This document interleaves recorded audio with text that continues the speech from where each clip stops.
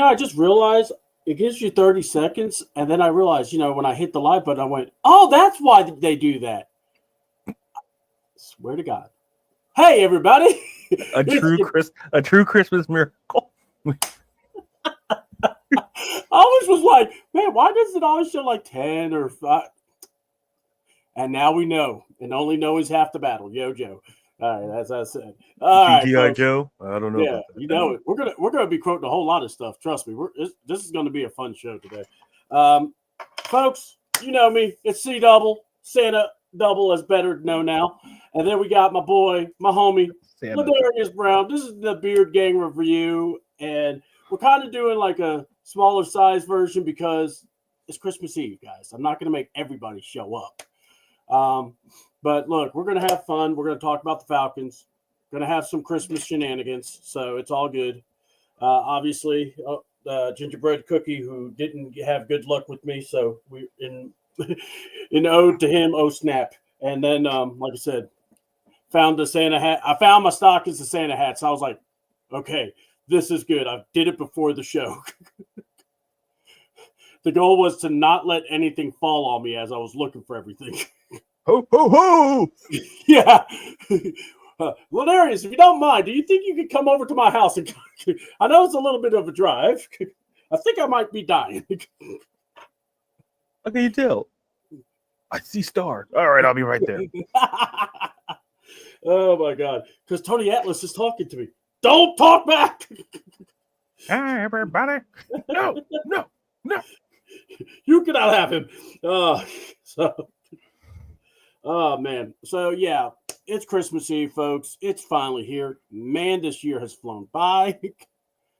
It's like yesterday, me and you started doing these shows, and we're just like going, we're already in December now, man. Yes. Well, time flies. Time flies when you're having fun. Yeah, the way I look at it. So yeah, it's been good, man. All right, let's get into it. Let's unwrap the gift that is the Atlanta Falcons versus the New York Giants, or the midgets, if you want to call them that, because they did not show up. Look, not offending midgets, but the Giants did not stand up. How about that? Because the battle of the short people, that was little Bryce and little Kyler. So happy holidays, everybody. Hold on. Terry saying Lazarus saying Tony Atlas. My name is Lazarus? No. Trust me. We're not. Trust me. When it comes to Tony Atlas, nobody does a better Tony Atlas impression than my homeboy over here. Well, Terry, we're not going to bring Tony in just yet. Listen, we've been working. You've been working with that guy for months, and you still think he's Lazarus? Listen, we all love the Bible here, because it says, Tony Atlas. The fun fact, they named the boulders after me. When they said Atlas Shrugged, that was all about me. It was in the Bible, Tony. It should have been. It was supposed to be. I think those were the pages that got ripped out when Moses wrote it. Hi, Moses. How did you get here? I came with some guys down from town. Just stand over there. Okay. Hey, why is this bush on fire? Tony, no. All right. So, yes, folks, if you didn't know already, the Falcons beat the Giants very handily, by the way, 34-7. This was one of those games that, for Falcon fans, we all could have just said the following: man, Ladarius, I don't know about you. I'm gonna go home. I'm gonna go run errands. I'm gonna go, grab some things from the store, check this game periodically. But we got this. We ain't had that type of game in a long time. So, all right. Overall view, what did you think of Michael Penix's debut game for the Bens? Being it against the Giants, we understand where the Giants are, but you know what? We've had issues where we've played bad teams and looked bad. Raiders. Who messed up their lottery chances, but guess what? This isn't a Raiders show. This is a Falcons show. Boy, I'd love to be on that, but yeah. It's like, okay, guys, we got the first pick overall. We could do this. Why did you win? Antonio Pierce doing the following. When it's good, right? Sure. Yes. No. Yeah. But Yeah. but Go ahead, brother. but to answer your question about Michael Penix, to me, he felt comfortable in the offense. He showed off his arm a bit, and the biggest takeaway is that you saw the playbook look differently because, respectfully, there are simply things you can do with Michael Penix that you could not do with Kirk Cousins. And a part of me feels, and Terry, our colleague on the other show, he mentioned like Kurt is hurt, and while that may be true, because like I said, a part of me feels that yes, he's been playing hurt. The reality is that Michael Penix Jr. and Kirk Cousins have two different skill sets, especially at their points in their career. Michael Penix just starting out, Kirk Cousins on the tail end of his career. But what we saw a, how about we let Look, brother, we don't need to do that. Nah. Let me tell you something, brother. Let me tell you something. What you gonna do when what's the name of this team again? It's the Raiders. What you gonna do? But the Raiders go right. Oh no. No. I'm your defensive coordinator, Tony. Oh no. Offensive coordinator Brutus Beefcake. Defensive. Oh yeah, because you got to have Brutus could be the special teams coach because you don't ever have to talk to him. Yeah, people talk to him. No, I know. Hey, good morning, Hulk. Who are you again? Yeah, it's me, Brutus. Oh yeah. The meeting's down. Yeah. Why we hire him again? He's been your friend for 30 years. Really? Let me tell you something, brother. You can't say brother in his locker room. Why? My brother. Yeah, it's not good. It's not good. And wait, Tom Brady wouldn't sign off on it. But anyway, but to kind of put a button on the point, I think what we saw from Michael Penix, we saw the arm, and listen, that interception, that really wasn't his fault, all things considered. But he played the game exactly. He was efficient, and basically there was not that much to ask of him to do. And I said this when we talked about this before the game. I told fans to temper your expectations. Yeah. And because listen, we got to see what the kid can do. This is our first time seeing him in terms of having full control of the offense. We've seen him in spurts coming in spots. But this is the first time we've seen him come in and have command of the offense. And look, he looked great. You look at his play, the pass he threw to Mooney, the way he just he's got the arm. Like this is the guy, and listen, he's gonna have a big test coming forward on Sunday night. But as far as for the Giants, like the Giants defense is no slouch. But then ultimately you lean on Bijan, you lean on the skill set. And that's exactly it, John. That's my point. That interception was not on Penix. So all in all, it was very impressive. And look, it was great to watch. It was great to see great quarterback play, given what we've seen over the last month. So it was refreshing to see overall. Oh yeah. I mean, look, the game itself, I thought the plan was simple.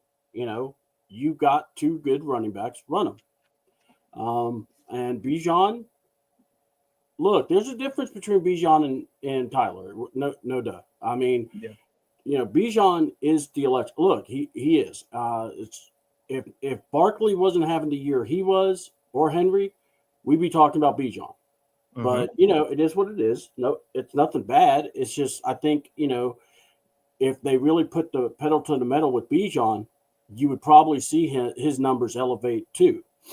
So with that being said, I'm not upset with the performance. I think now we will talk about Michael Penix. Trust me, that'll be on the in a segment coming up. But we want to start good because look, man, this was one of those games we haven't seen in a while, and we needed something to feel good about.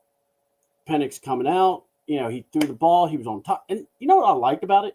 You got to see him rolling out. You got to see him, move out of the pocket at some points. He ran, slid. dude, doing that is just, and keeping the play alive is what we just needed.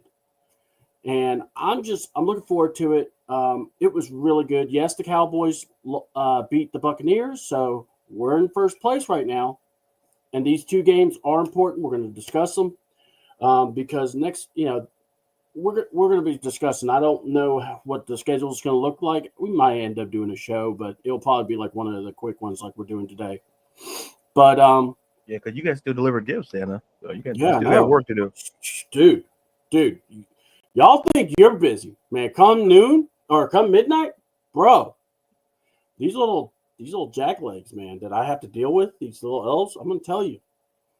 I told little Bryce he needs to calm down. He needs to calm down. And then little Kyler, forget it. He's always playing video games. I can't never get him to focus. But anyway, I look forward to this. I think it's going to be hilarious. I think it's going to be fun, man. I thought the game was great to see two pick sixes.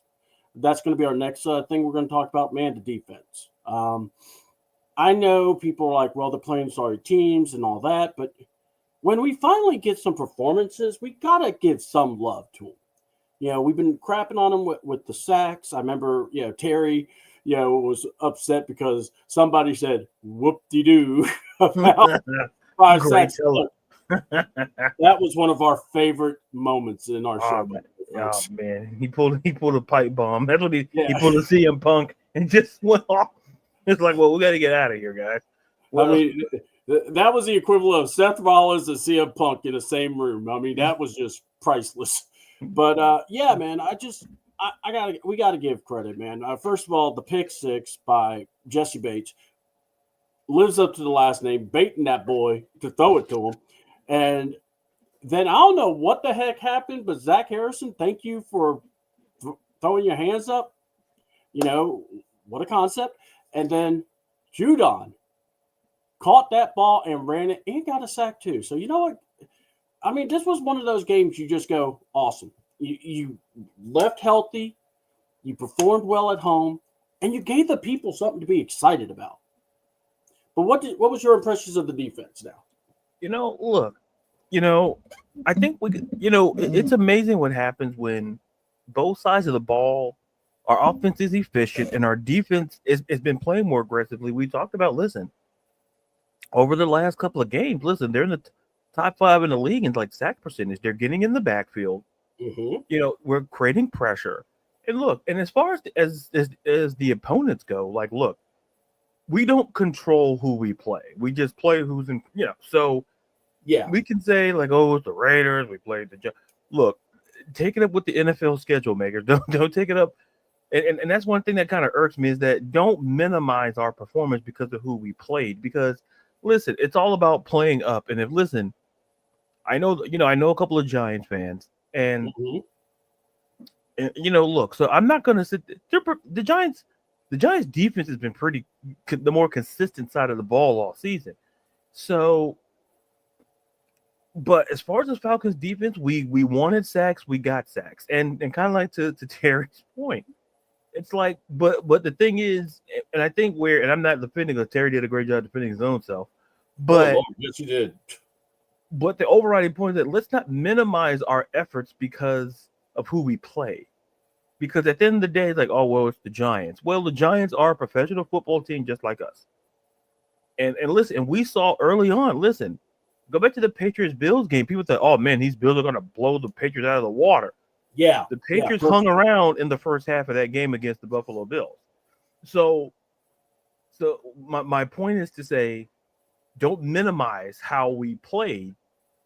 Don't minimize who we played. Let's maximize and focus on how we played, because we played down to pretty bad teams. Look at the Raiders. There's a reason Kirk Cousins lost his.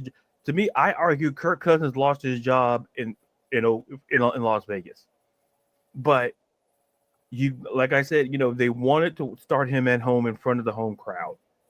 But so at the end of the day, this defense deserves a lot of credit. We saw, like I said, we saw Matt Judon. We're seeing Ebiketie. We're seeing Jesse.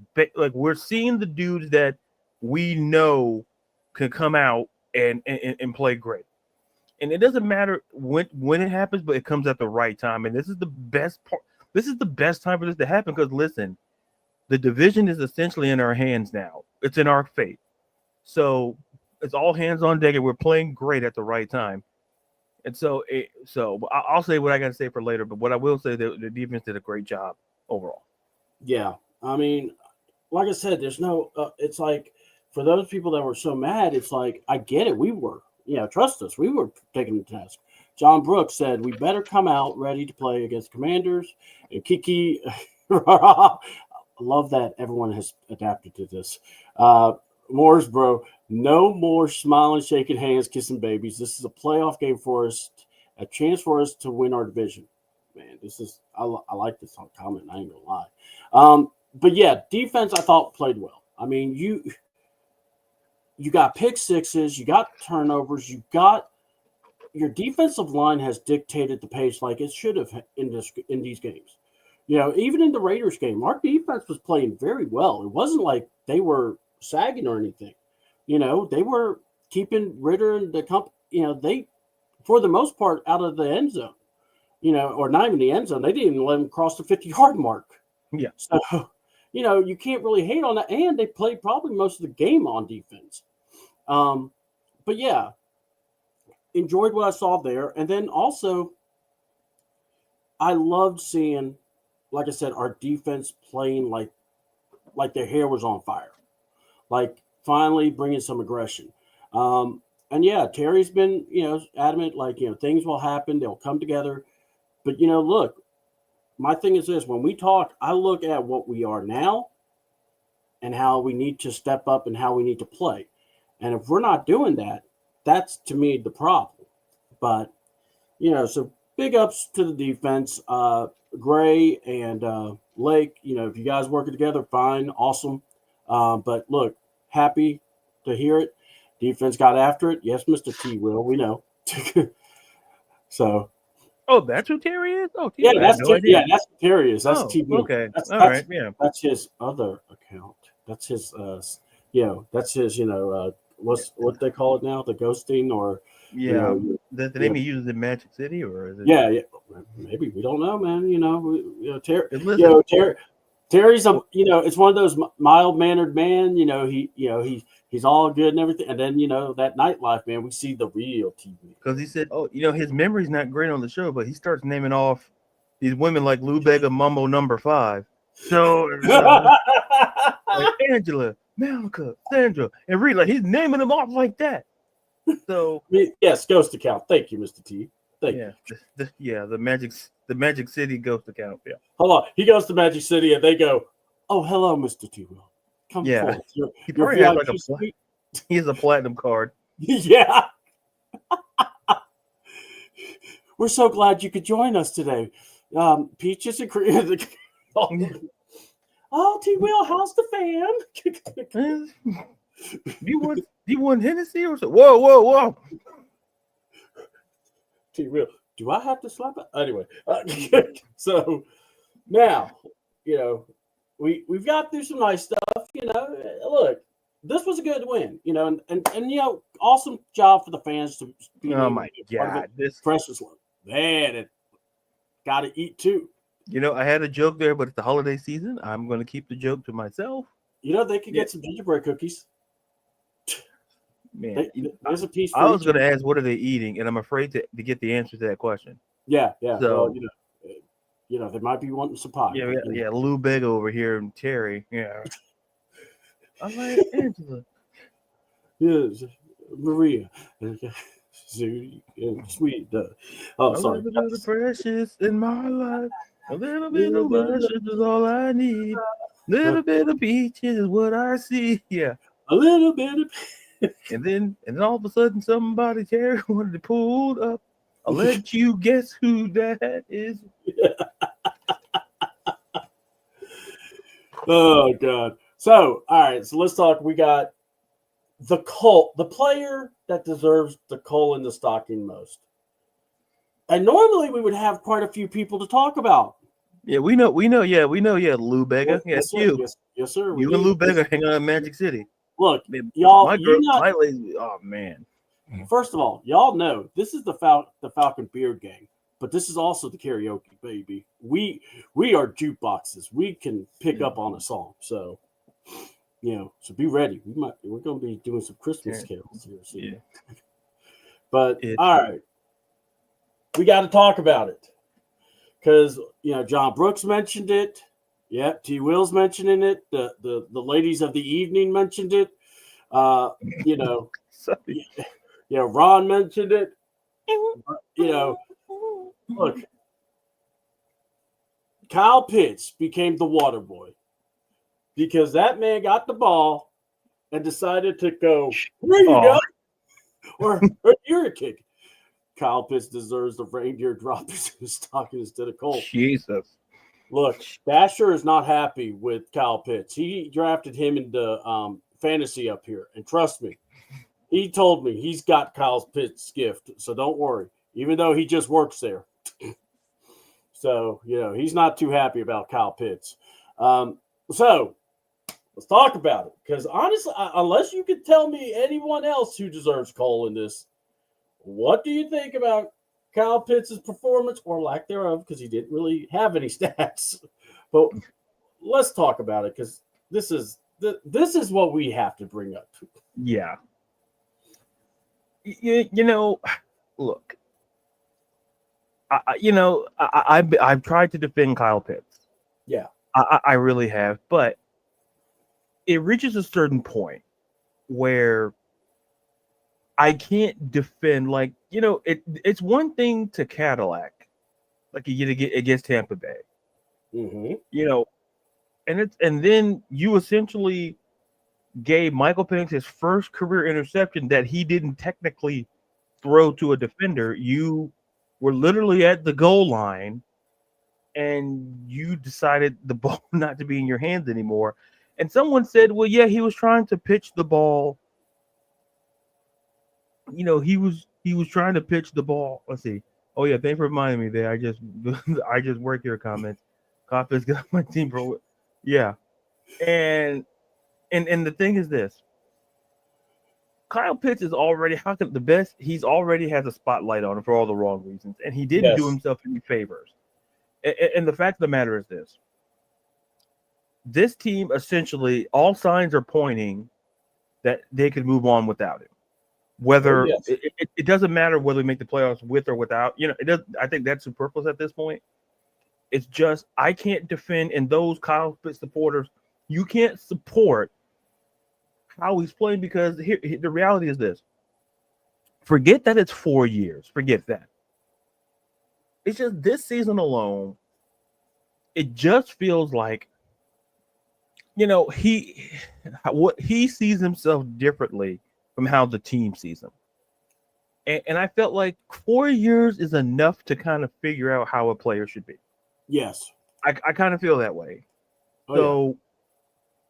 At this point, I just think, like I said, I think Kyle Pitts just needs to go on to greener pastures at this point, go somewhere else. And listen, I hope he succeeds somewhere else, because barring a monster game the next 2 games, I don't see him on this roster. I do see whoever Terry. We don't know who the GM is going to be. So, assuming Terry's still the GM in 2025, there are teams who are looking for young tight ends. So, we talk about the Giants. We talk about the Seahawks. There are teams out there that are looking for tight ends to kind of not say complete their offense, but to give them some sort of stability. And Kyle Pitts just needs to go elsewhere at this point, because you were at the goal line, and even if you were throwing the ball, why are you throwing it? It doesn't make sense. The play, you can't justify, because literally there are giant defenders in the end zone. There's a good chance the ball's in the air. Someone was going to grab it, and sure enough, somebody did. I don't see a justification for it. And listen, I like Kyle Pitts a lot. I really do. But I can't defend the way he's played, especially, this season, more or less the last couple of seasons. So it would not shock me if a conversation happens about moving on from the offseason. It would not shock me. I wouldn't be blown away. But but that's essentially how I feel about the situation. you could say everything you want about Kyle Pitts, about how, maybe he wasn't put in the right position. Hold on. I'm going to admit Kyle Pitts was never really that good in Florida. I mean, he was decent, but he didn't do anything to wow anybody. I want to push back on that a little. Okay, hold on. Go ahead.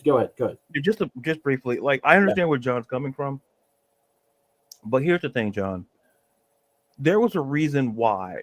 Like if you go back 4 years ago, there were teams who really wanted Kyle Pitts.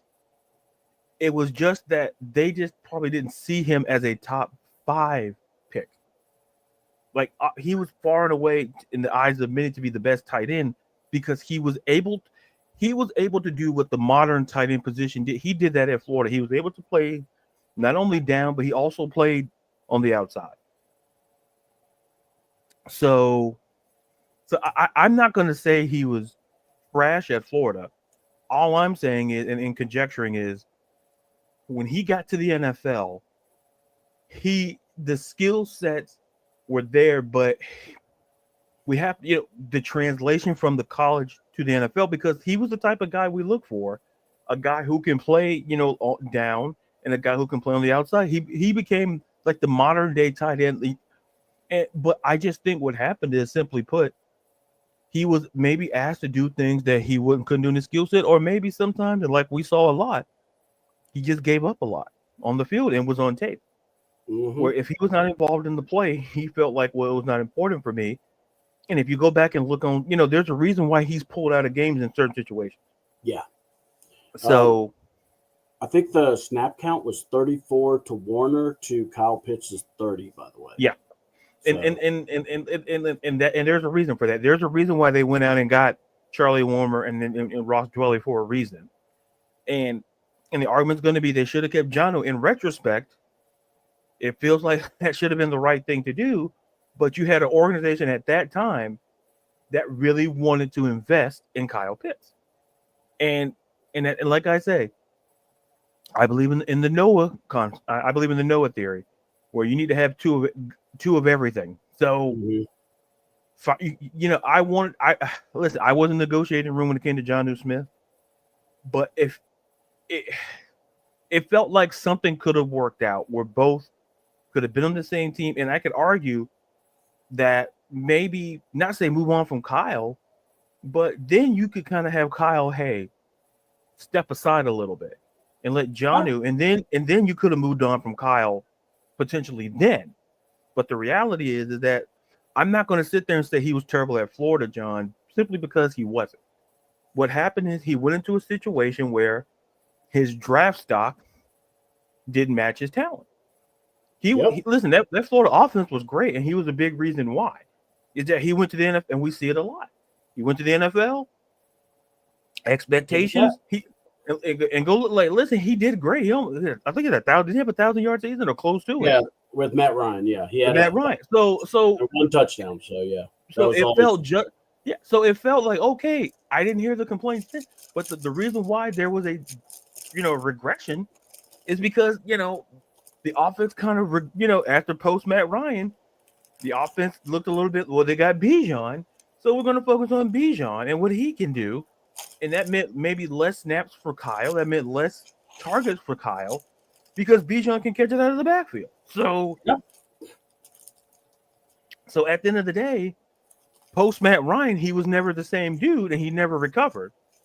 So I argue that point. I don't think he was terrible coming out of Florida. I just think that once Matt Ryan left, he was just never the same dude. Whether we want to, whether we want to believe that or not. So, Sorry about that. Go ahead. No, you're fine. You're fine, bro. Don't worry about that. Matt Ryan made Kyle Pitts. All right, look. Here's what I'm going to say to all this real quick. About this, Terry brought up, do you think he thought about the time on the clock and tried to pitch? I can't get inside that guy's head. What I could say is this. I believe there was enough time to do whatever you needed to. Because it was one of those plays where I think the ref was going to blow the whistle. Right. Because it's almost like everything was stopped. Mm-hmm. And then we saw the play. Now, so with that really not knowing, I'm not going to try to dissect too much. I'm just going on what we did end up, what the end result was. Mm-hmm. Now, here's what I am going to say. I want to go back to the comment that John said about Kyle Pitts was really never that good. He was decent. Well, here's what I will say. I think he was good. But the thing is, and what a lot of people don't think about when they see these athletic, crazy tight ends in college, look at what all they do. And that's what I think Ladarius was also bringing up. Brock Bowers, like this is always the comparison. Look at what Brock's doing. Yeah, Brock is blocking. Brock. Yeah. Go. Look at what he did in Georgia. Yeah. Like, he was just as a threat in the passing game as he was in the run game. Yeah. Because I mean, Brock was out here blocking some defensive ends. Like he was. Yeah. And maybe chipping a linebacker if needed. So he was doing the skill set of like the old school tight end, but he amalgamated being the modern day tight end, but able to go out into the flat and make catches. I'm sorry, I mean to take up. I'm sorry, I mean to cut. No. You're fine. You're fine. Dude, me and you together. It's but you make a great point about Brock Bowers though. So it's like in the Georgia system, they looked at Brock and going, "You got to block. To get on the field, you got to block." They make that very clear. You got to be physical minded.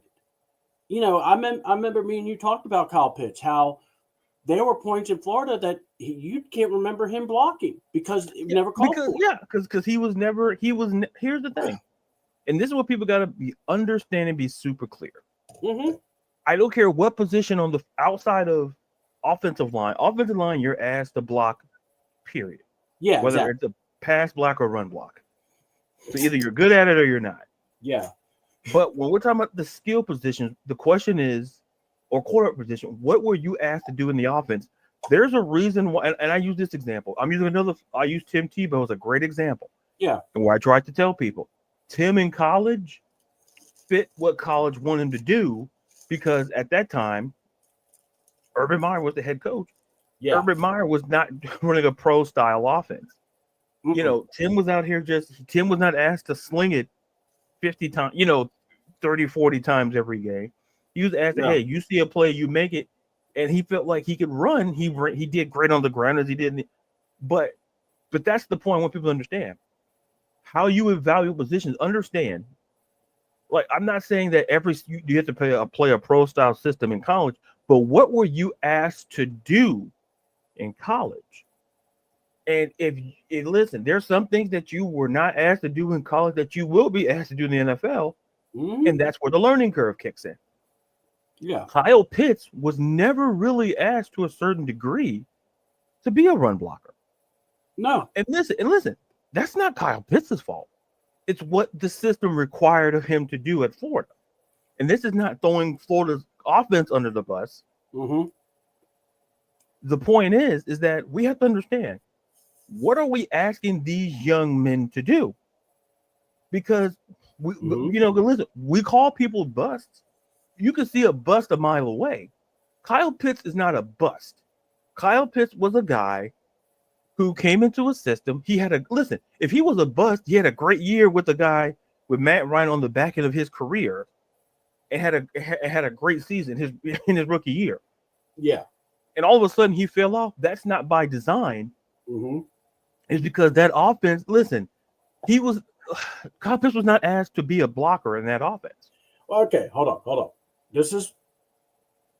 You're right. I get you.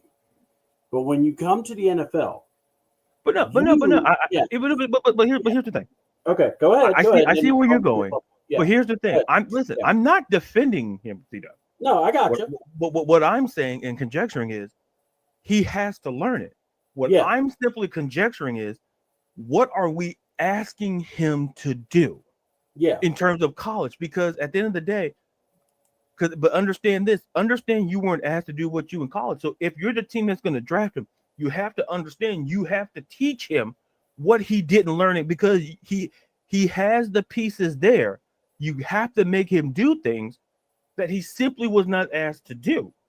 He was never really asked to be a run blocker. Yeah. But that's not an excuse for the drop. My point is, Kyle Pitts is not a bust.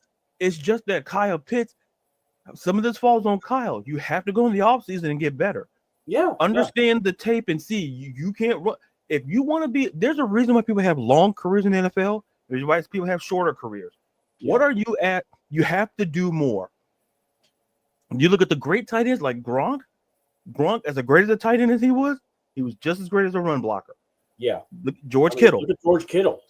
Same thing. And to Terry's point, that's the question we don't know. Yeah. And that's the question we don't know. Is he capable of run blocking? Merry Christmas, Christy. Merry Christmas, Carrie. Yeah. Christy. I'm about to read back, but go ahead. Keep going. You go. And to the point is this: is he capable of run blocking? Listen, if you ask me today, Terry, the answer is no, because at some point, yeah, but we can make that same argument for Drake London too. Mm-hmm. But we can make this, we can make the argument that listen, go look at, like we talk about Brock Bowers. How many quarterbacks has Brock Bowers had to deal with? Desmond Ridder too. He's dealing with 3 different quarterbacks. Aiden O'Connell. So and he's finding himself open. They get the ball, but the thing is, he's also making those impact plays where he may draw 3 people. Absolutely, yeah. And someone's going to get open. And you know what? You're not seeing him disgruntled where you see Pitts getting disgruntled. Exactly. And I think that's the point. And CW hit the nail on the head. Yeah. This is where I say Kyle Pitts comes in. Kyle, you have to get better. You have to understand that it's not college. Like we understand that you weren't asked to be a pass blocker or a run blocker, and you weren't asked to block, period. But understand, when you come to the NFL, listen, in college it's about getting into space and go and be electric. But when you get to the NFL, it's a different beast. And Kyle has the skill set to be a great talent. If he learns and actually takes an offseason, which I don't know whether he does or does not in this offseason, it just feels like it's an amalgamation of not being focused and basically a sense of, man, does he really want to be there? Yeah. And you should never ask those questions about a guy that you put capital into in the top 5 of a draft pick.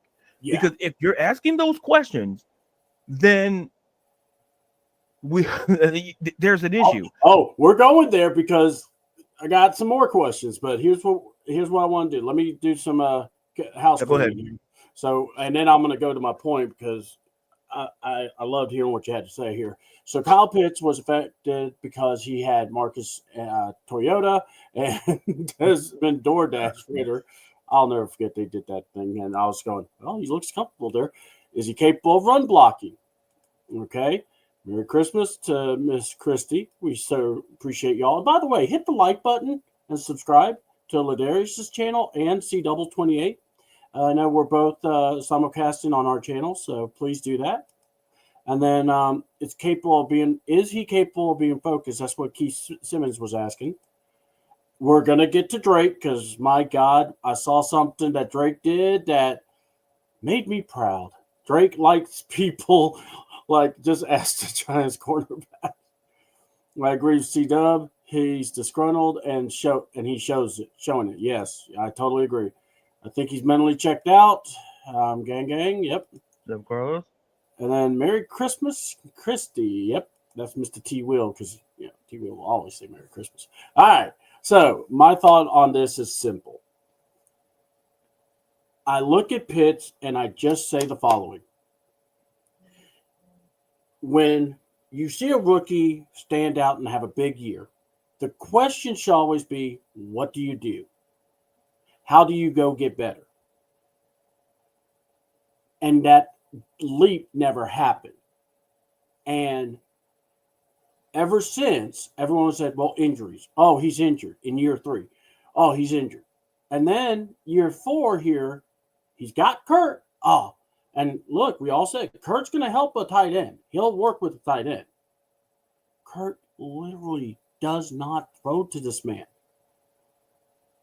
Oh, okay. Well, he'll probably throw to the rookie. They had Warner out there more than Pitts. So, look, it ain't everybody else.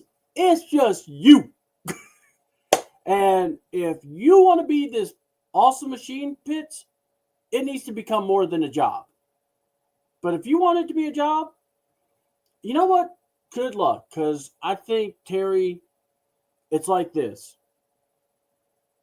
This is my next question. Terry doesn't have an extension, and a lot of people don't like talking about it because they go, well, he's done the books, he does this, but never want to attach the draft picks. But here's the deal. He's the last man remaining, and he's tied to the Pitts pick regardless. Yeah. And Richie Grant and Jamie Mayfield. Oh, we didn't want to talk about those three? Yeah. We're talking about those three not even being on the team next year. Or we know Mayfield isn't. So now the question becomes, you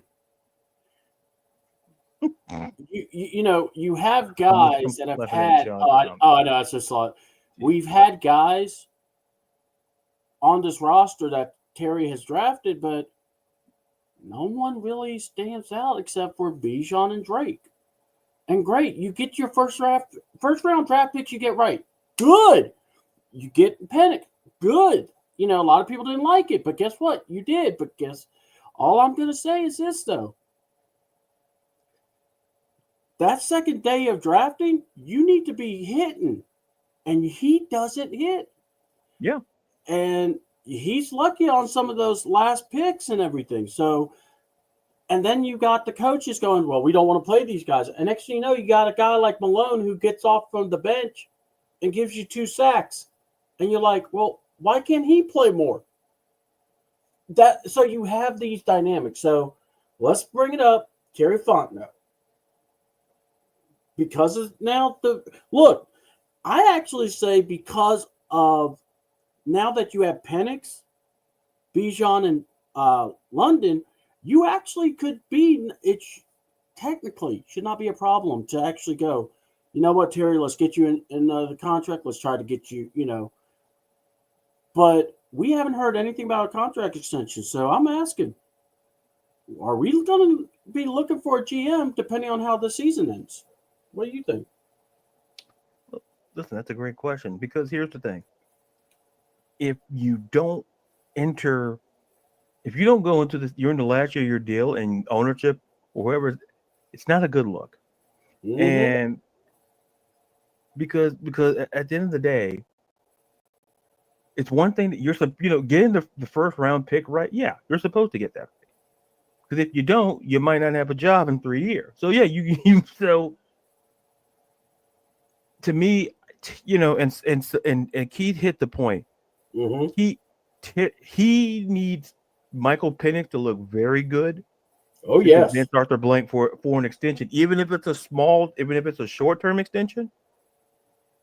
You need Penix to look fantastic these final 2 games, because at the end of the day, because it's the process of cancellation.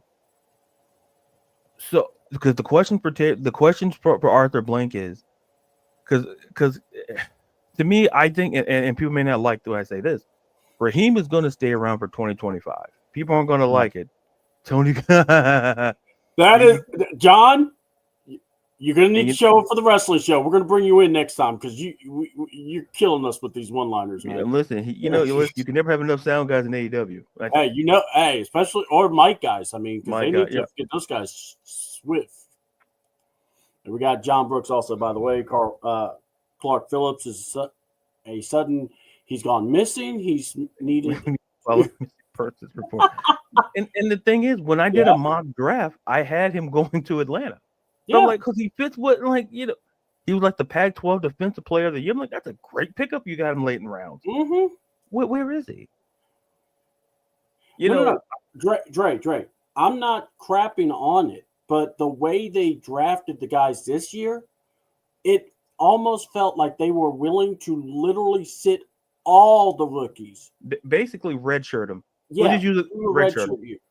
They're all sitting on the bench, not doing anything, and it's like, you really should be using those rookies to give you cheap labor to also see if they can make an impact and help you in the team.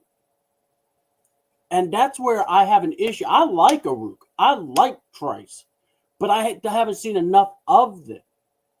So yeah, I'm sorry, I had to address that one. No, And no, then you're fine. they're probably waiting to decide on numbers based on. I got you. Oh, here we go. Someone just slid in here. Simmons and yeah, the free agency signings. Yeah, Yeah. that's the other So thing. Go ahead. yeah, so I'll just be quick. I'll wrap up the point with this. The thing is, if you're Terry Fontenot, you need Penix to look great.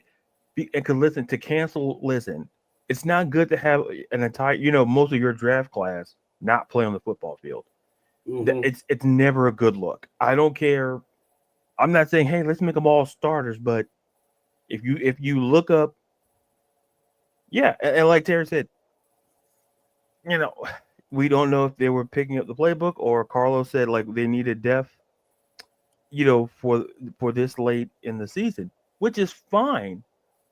But Mm-hmm. the issue is if you're drafting these guys, and to your point, you mentioned Malone.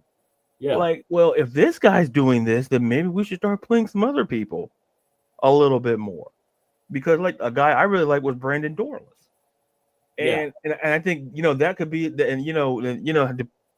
but I just think for the sake of Terry Fontenot, he needs this to go great. I think making the playoffs saves his job. I think it saves his job because I think give him one more year. Because you got to figure out, you got a lot of decisions to make. You get their decisions about Kirk Cousins, their decisions about Kyle Pitts. Listen, it's basically we still have to understand: do we keep Kirk? Do we cut Mm-hmm. Kirk? Do we trade Kirk? Like, there's a lot of questions, and Arthur could be like, "Do I really want to put this on a new guy, or do I want do I want Terry Fontenot to figure this out?" Because at the end Mm-hmm. of the day, he did. He basically, if you go look at the draft when he drafted Penix, you saw Terry talking to Arthur Blank, probably trying to convince him why he took Michael Penix, knowing that they spent money getting Kirk Cousins. So that's why I feel like Terry may get another year. Whether in my opinion, give him another year because there's some big concerns that maybe Terry needs to figure out. Mm-hmm. And then and if now next season, if we're having these same conversations, D-Dub, then I have no problem telling people there's the door because you're Yeah. given a set amount of time to do to fix certain things. So Yeah. I mean, and then you have Bill Belichick hitting side eye comments about how we draft guys.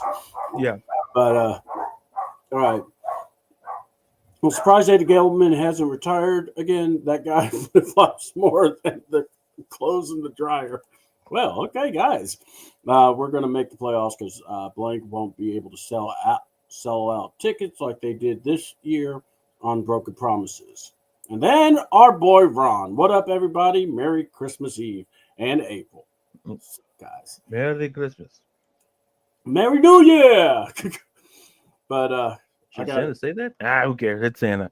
yeah. Santa's hitting the chocolate and the drinking. He's mixing it together, which we don't know what's going to happen. Yeah. Well, Santa's a big man of chocolate, so So with that being said, Yeah. I have to go. Santa, take your mic off. We hear what's going on. oh. Shut up, Kyler. I think all the leadership should be on the hook for yes, because now here, all right, Keith, you brought me to my next thought that I had. Kirk Cousins, and this is where me and Ladarius were actually bringing it up, but since we knew we were doing this, we could bring it up on this show. All right, we know the money, we know the contract or the cap hit and everything. Mm-hmm. So the big rumor is this, or Adam Schefter reported this past Saturday, Kirk Cousins or his agent or maybe the Falcons even, but the Falcons are reported going to cut Kirk Cousins. Now, odd timing because it was the day before Michael Penix's debut. Mm-hmm. And yeah, you saw the game. You saw how Kirk had the I want to play look, but you sorry. I I don't like the reading the body languages and all that junk because it sometimes can just amazes me how people just read so much into something so minor. Um, can't see that. Well, hold on, because Terry's saying can't see that. But look, first of all, we're going to dive into it. But the thing is, I want everyone in the chat to understand something. The Browns are discussing taking a $92 million cap hit for Deshaun I need a massage Watson. The Broncos cut Russell Wilson after actually having a pretty good year with Denver last year. Just him and the coach didn't get along. So they cut him, and they're in playoff contention, whether you want to admit it or not, and they got their young quarterback. So, and not only that, we have survived Matt Ryan and Julio's cap hits. This wouldn't be as bad, but yet it is a cap hit. And this is where I'm going to go. Raheem wanted an elite processor. They went out, said they needed an elite processor. They went to Best Buy. They went to all these wonderful places. And then they went to the thrift store and got a 95 processor with dust on it. And they said, thou work enough. And shined it up and said, Arthur, it's Kirk Cousins. If you look tight enough, he kind of looks like Matt Ryan. But anyway, I just had to say that because I'm petty. But my thing is this. Terry, Raheem, the leadership were all about getting Kirk. Yes, they made the draft pick for Penix. Probably the ultimate safeguard move. Probably the ultimate just in case move. Obviously, because it ticked off Kirk. But still. I don't think there's going to be a trade for Kirk. I think they're going to push for a release. What do you think? And if you want to bring out numbers, please do. And we can go from there.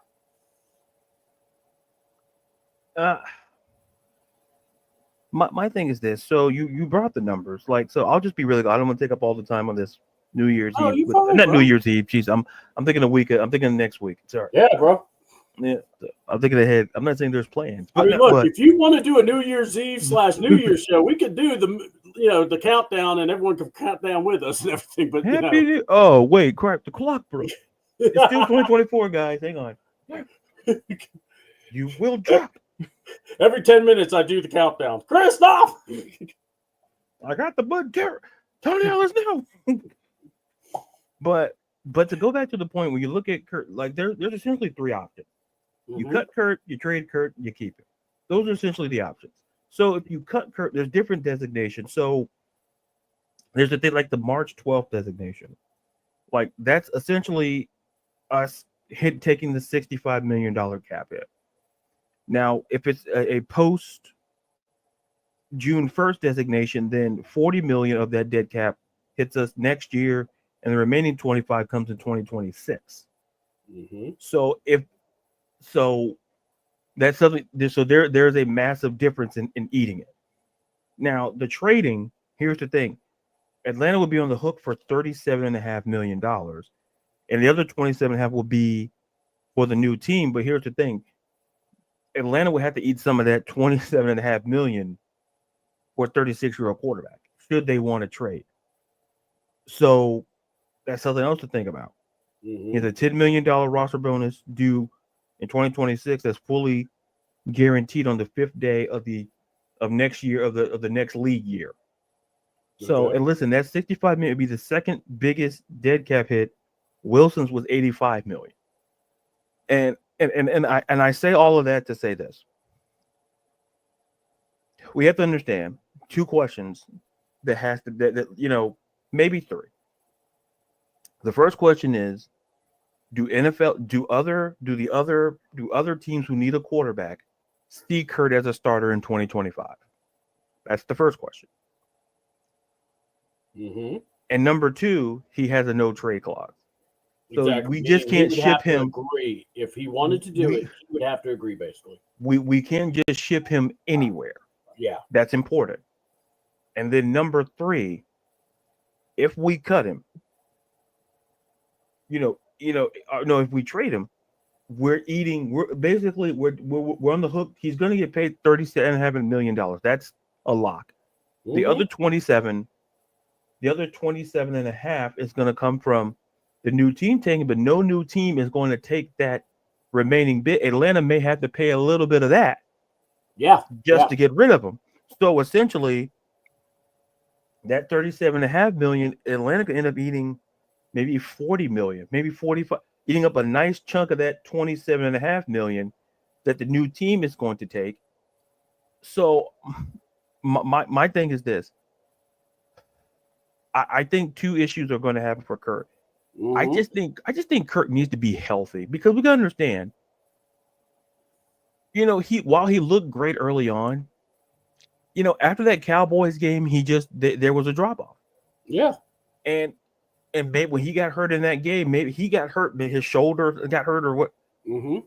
And he was never the same quarterback. And given his age, because let me tell you something, with Aaron, listen, that guy for the Jets, go ask the Jets about having an aging quarterback. Oh yeah. Like, if he was out here, like, everybody can't play like that, like Tom Brady did. Yeah. When you had the post 30, I'd say post 35, like, it's not easy to be an NFL quarterback. Like, there's a handful of guys that had great success after that age. Mm-hmm. But if you're an NFL team, are you willing, because Kirk's not going to waive that no trade clause to be in the same situation he's in here, which is being a backup. He wants to, if Kirk Cousins still feels like a viable, if he feels like he's a viable starter, he's not going to waive that no trade clause just to sit on the bench for the next guy. And I mentioned the upcoming quarterback class. Not everybody is going to get Shedeur. Not everybody's going to get Cam Ward if Quinn Ewers comes out, or Jackson Dart from Ole Miss. Exactly. So those are the questions. And like Keith said it perfectly, I think Atlanta was prepared to cut Kirk, because it was that 4-year deal was really cut down in half to 2. Yeah, yeah. So it's not like, so when we talk about cutting not being an option, that's why people say, well, maybe they'll just cut him, because like they say, they may cut him with the post June 1st designation. Yeah. Which means next year eat 40, in 2026 you'll just eat the other 25. Yeah. Yeah. So to me, the options are for Kurt. I think cutting him is an option. Yeah. Retiring should be an option. Yeah. Because listen, it's not an issue of not making his money. He's made his money. Yeah. He's made plenty of money. So and I think he reaches a point where he has a conversation with his family and like, do you want to play another year in the league? Because if the market out there is not for him to be a starter, C-Dub, I can see a situation where he retires. Yeah. No. So I tell you, listen, I'm not going to be the guy. And to be clear, and so I mean to take up all this time, I apologize. You're fine. Go ahead. But when people say, "Oh, the time, the signing was bad," no, because the contract was prepared for a situation like this. Yeah. So, but I'm not going to say not the signing, because I go back and ask this question. Okay, so we needed a quarterback. Who else was out there that was willing to come to Atlanta that was a viable option, better than Kirk Cousins? Before we knew what happened, who could we have signed? Who could we have signed to say, because listen, I hate to tell people, Russell Wilson wasn't coming here, because listen, I'll tell you why. Yeah, I mean, I had guys in my head. I thought, like, you could look at, and I know it sounded crazy at the time, but Gardner Minshew, you could have looked at Forsett. Yeah, you could have looked at Joe Flacco. You know, I mean, it was like, if you were going the rookie route, you could have gotten a guy that could get him comfortable with everything. And if you wanted to start the rookie, you do it. And, but look, they went with Kirk. They went with the most expensive guy. Yeah, and an experienced guy. Yeah, they went with the sure thing. Not saying because listen, we didn't know Russ looked great on the back end of Denver, but the real reason why he wasn't coming here because some guy named Future is in the ATL, And let's just put it this way: if you don't know I'll put it this way: if you don't know who he's married to, then that's literally 99.9% of the reason why. It's almost like going to my house. Anyway, Oh,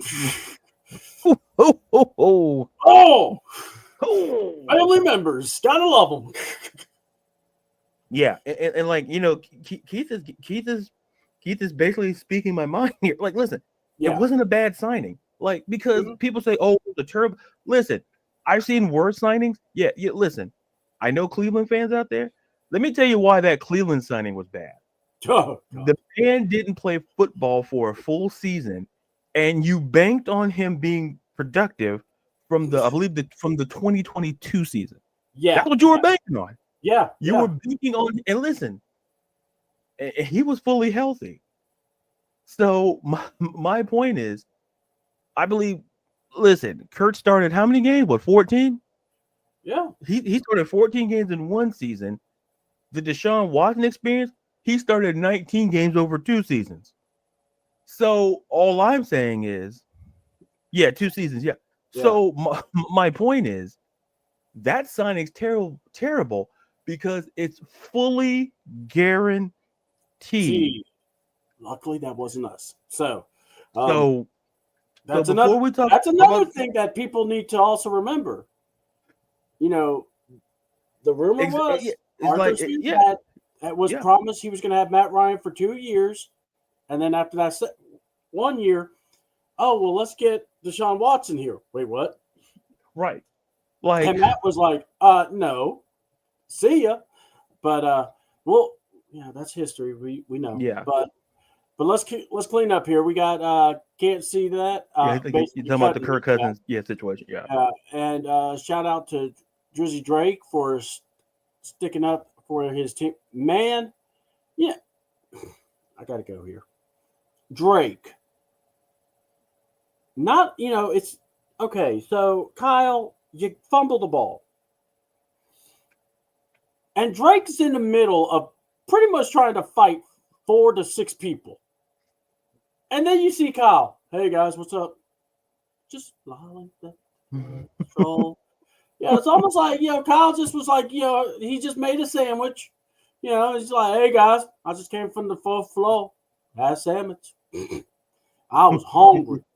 Jesus, Kyle. But then, the game against the Commanders will create a new rival. Yes, I look, we've been getting beat by the Commanders. So it is going to be one of those, if we come in there and Penix and Daniels just light it up, man, it's going to be a fun showing. And I would love for us to start a rivalry with them, just kind of going down the list. I mean, that would be fun. 67 mil, bro. The Browns are idiots, and Sean Payton's a jerk. Nah, boy. Agree. No. Terry, I agree. But what I'm telling you, though, is look at the results. At least with Sean Payton, we don't know if that's what the Browns are doing. If the Browns do it, that's on them. That's what I'm saying. That's a $92 million on them. We're only going to get bumped with the 40, or whatever numbers is going to be. Yeah. So that's why I say, I hate to keep cutting you off because I know you're making great points. But the thing is, that's why, like Keith said, it's a 4-year deal. It's a 2-year deal under the guise of a 4-year deal. Yeah. So there was a plan. Yeah, exactly.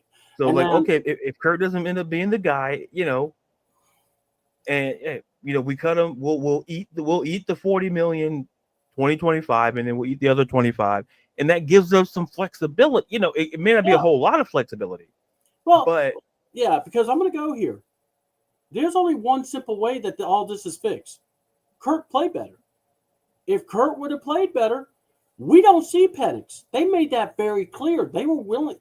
They were willing to sit him 5 years, but that wasn't. But it's like this. If he would at least played out this year, I could see a scenario where you went and said, all right, Cousins versus Penix, best man win the job.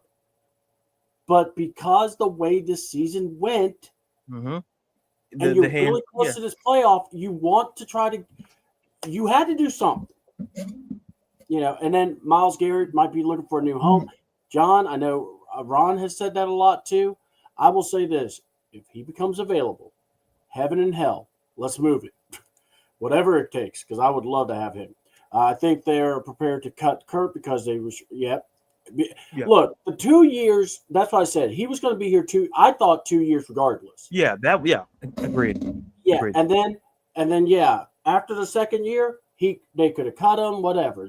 Adios, hey, thanks for all you done, even though you didn't do much. Thanks for what you done, if we didn't win no ring or anything. And Kirk's going to retire after we win. Hey, look, if we win the Super Bowl, guess what? He wins the ring too. He can walk off then. It's not a bad thing. Guys, Kurt time in the NFL is over. Father Time caught up with him, and nobody wants Bogator. Again, I'm not arguing with you, John. I'm with you. And then let's see. But the Atlanta Falcons went to Walmart for Kirk. Look, Ron. I mean, come on. You ain't going to Walmart spending $90 million. And if you are, we need to talk, bro. Kurt is not waving. Yes, I'm with y'all. He is not waving it. I don't see how. The only way he waves it, if him and let's say the Falcons get a new GM, and the GM just looks at him and goes, where you want to go? I don't care. Just where do you want to go? And they could work something that way. Yeah. But honestly, I don't know. I don't see it. The Raiders and the Giants, maybe the Jets. Ron, I don't know, man. Well, I will say this. The Giants, well, look, the Raiders are down picking number 6. But again, it's about where you want it. Look, Kurt's got the power here. Yeah, because does Kurt really want to go to the Jets where they're dealing with a 40-year-old quarterback? And you see how that's working out great. Mm-hmm. And then Kurt's 36, and then no. The only viable option is should he waive it is Cleveland. Yeah. That's the main. I'm with you on Cleveland. I can see him doing that. We're gonna cut him once played 2 years and pay the money. Look, I think that'd be fine. I don't see Kurt looking at this team going, I want out, or being a disruptor. Right. Yeah. He's like, I don't want to go unless they want me to go. Yeah. I mean, I don't see him being that. I can see him being a very good backup, being a very good guy for Penix. But if the management and everybody else is trying to do this, guys, we can't control it. This is what they do. The cap goes up every year. He says he wants to retire. Look, guys, we could play back all of Kirk Cousins. You can have it. Hold on. I got to get here. We could play all of Kirk Cousins' contracts and when he does interviews. And you know what he'll say? Oh, I want to finish my career here. Every year. He will say that. Every year, I want to finish my career here. Bro, I don't believe anything when a player says that. And besides, he cost us a 5th-round draft pick, too. Signing wasn't bad. Nobody was a better option. Look, I want to guard the Minshew. I like the mustache. I don't care. Wasn't a bad signing. Just paid the bad team tax. Yep. 2 seasons, I think. Man, Terry's going hard for 2 seasons. Cleveland didn't have a backup plan at quarterback. Yes, and that's a Cleveland problem. And again, this isn't Browns beard game because first of all, why do you want to be want to be part of the Browns organization? Kyle Pitts pulled a Stevie Wonder with his sunglasses on. Man, Stevie Wonder didn't deserve that, man. Come on, John. So the question would have done with the cap. If Kurt played okay, nothing if was part of the plan. Well, honestly, no, guys. I'm just saying from what I saw with the deal. Hold on. All right. They could have paid Kirk Cousins if he was Ron, God bless you. All right. I'm going to say this again. This is CDouble talking, not Terry Fontenot, not Raheem Morris. I truly believe the first year was Kurt's all the way. From game 1 to game 18, okay? And if they made the playoffs, awesome. But depending on how we looked at the end, would maybe push the direction of where we're going.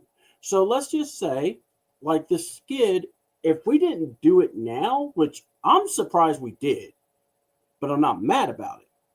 But if we would have done this and let Kurt play out the Giants, the Commanders, the Panthers, You're on mute, brother.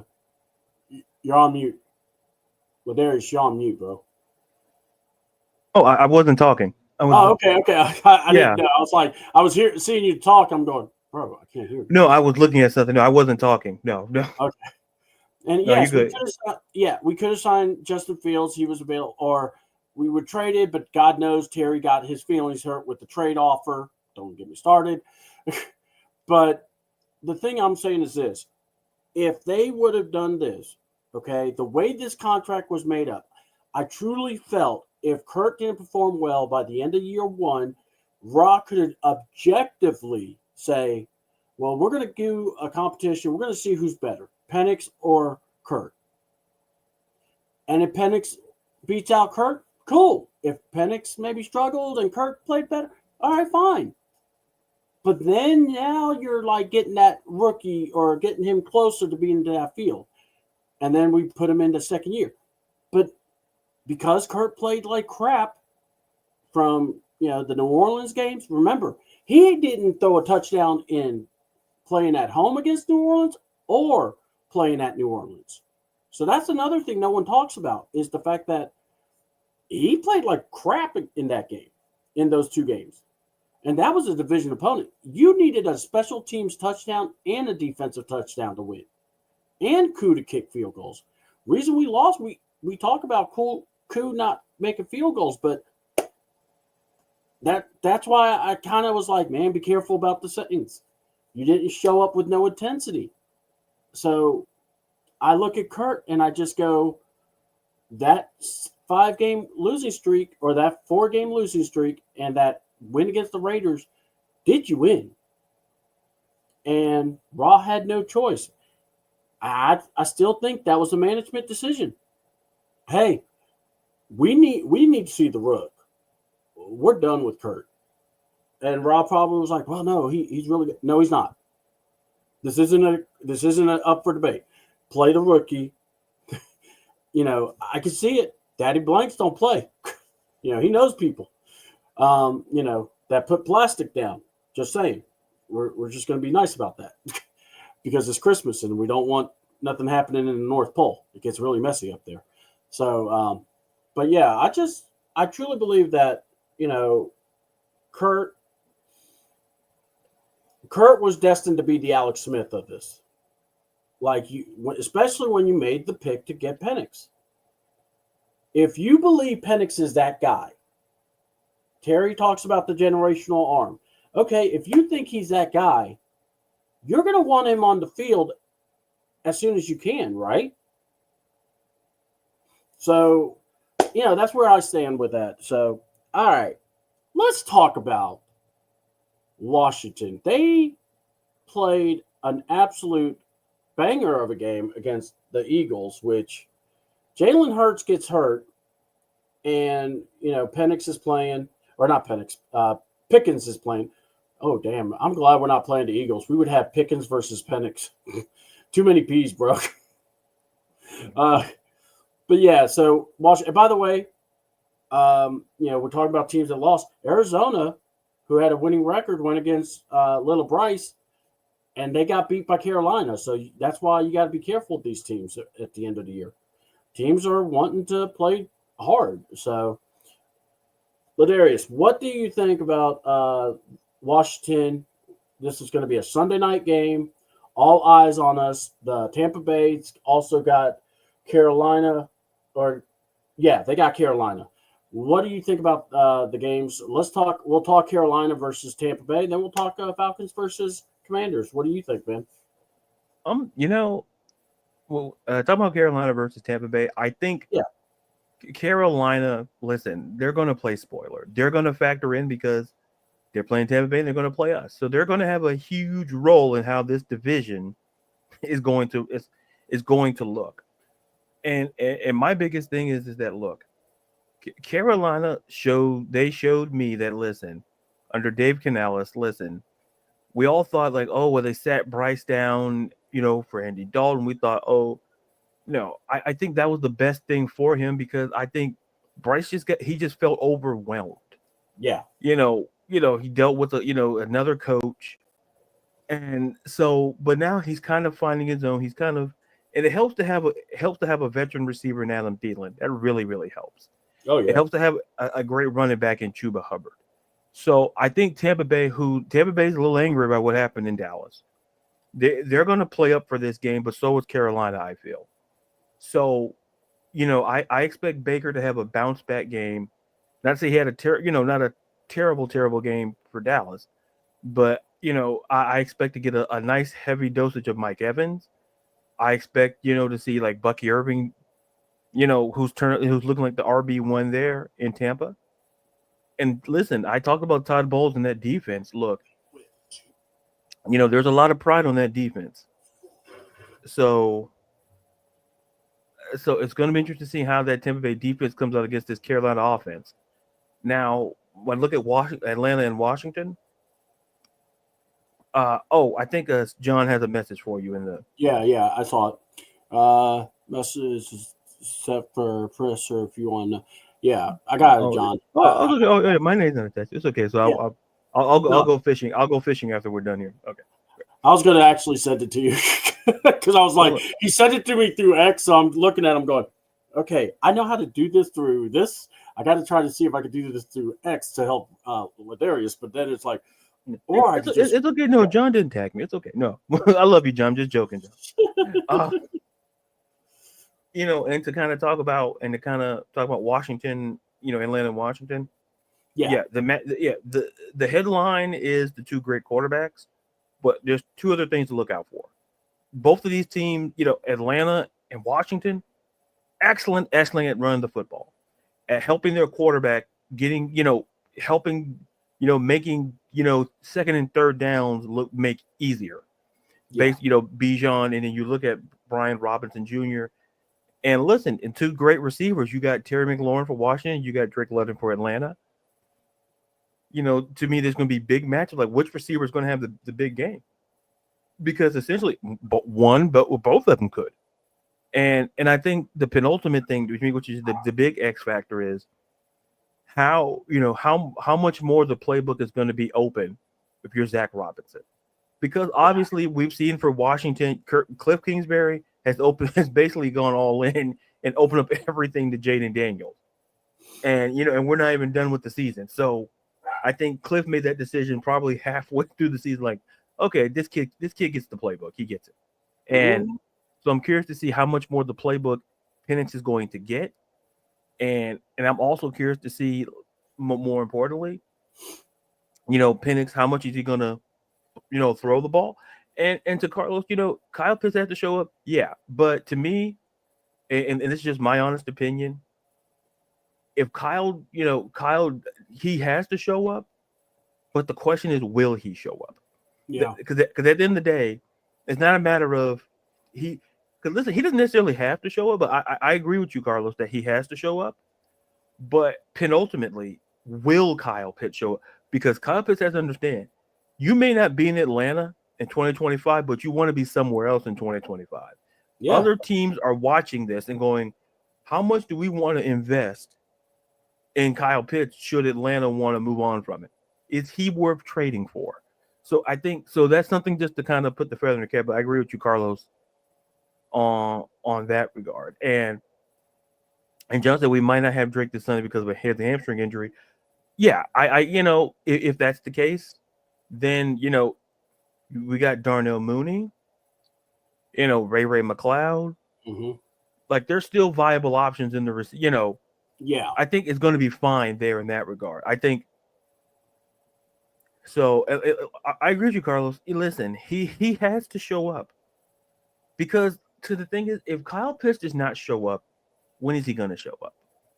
Because here's the thing: if we win this division without Kyle, being a major contributor, and listen, I think out of all of us who do the show, mm-hmm. I feel like I'm the biggest Kyle Pitts supporter by far, and I'm saying that.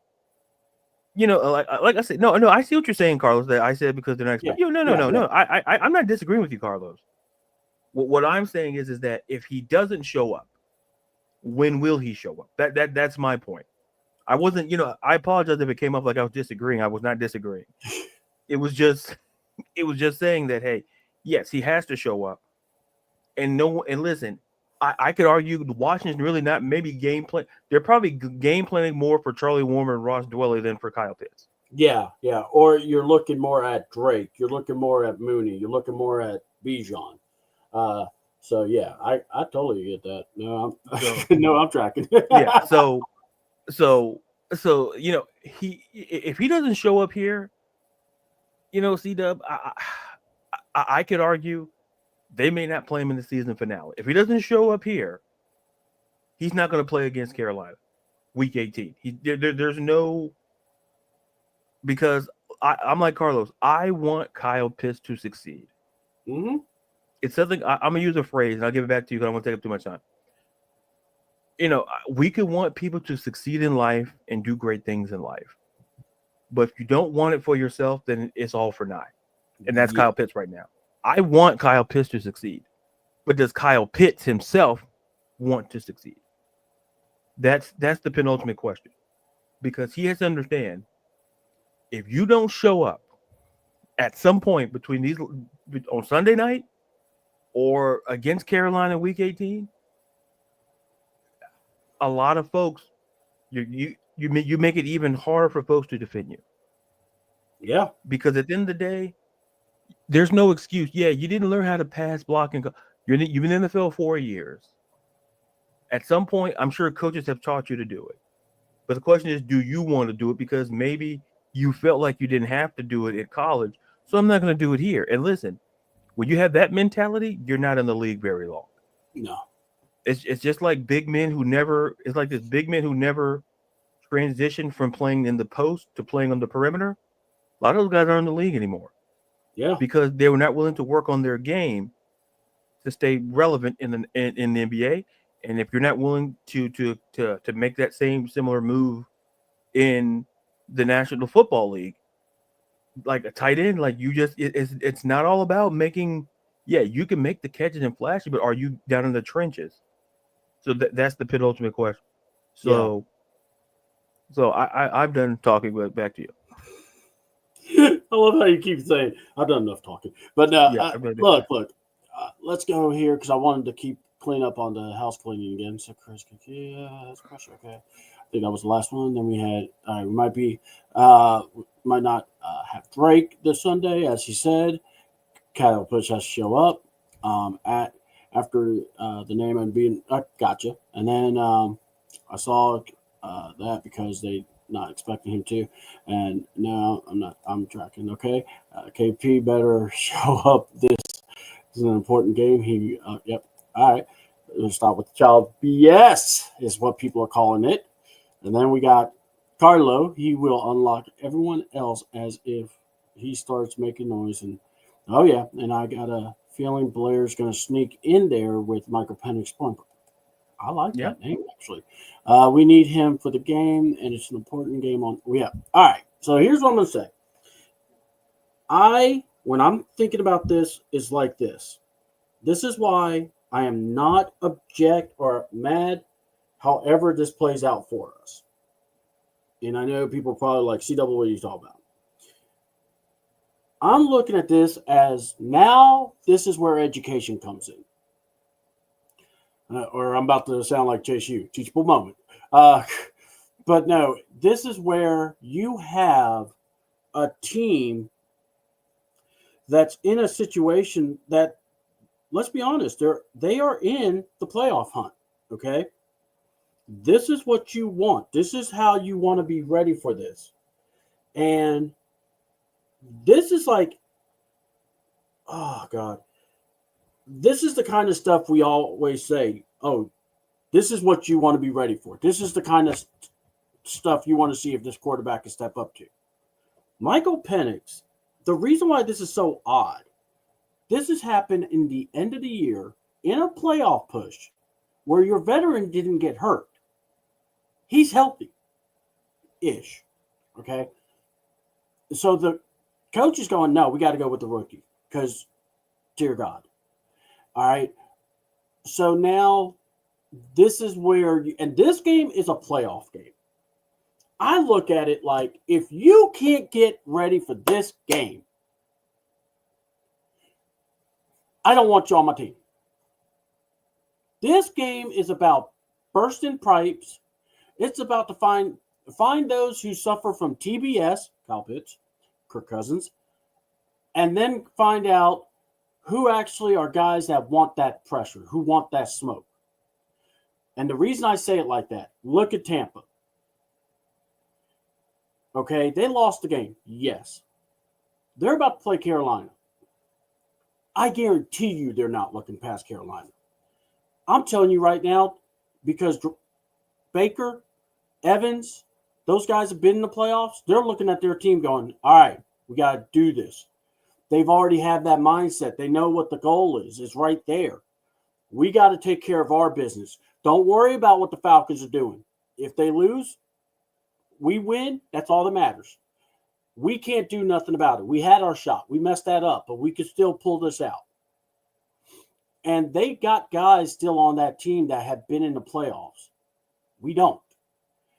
That's a big thing for me. And now I'm looking at our team.